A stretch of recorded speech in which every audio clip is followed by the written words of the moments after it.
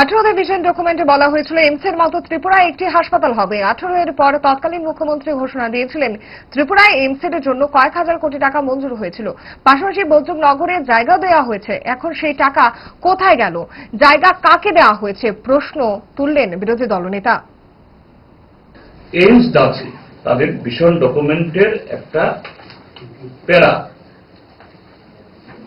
একটা হসপিটাল হবে যদি বিজেপি আইপিএফটি জোট সরকার ক্ষমতাসীন হয়, এবং ক্ষমতাসীন হওয়ার পর তৎকালীন মুখ্যমন্ত্রী, এখন যিনি খুব বড় বড় কথা বলেন,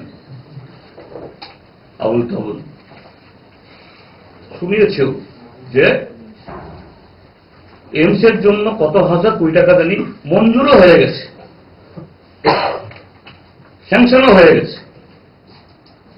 এখানে 2.5 একর না কত একর জানি জায়গা বৈদ্যনগরে নাকি ল্যারটমেন্টও দেওয়া হয়েছে। সে টাকা কোথায় গেল? এখন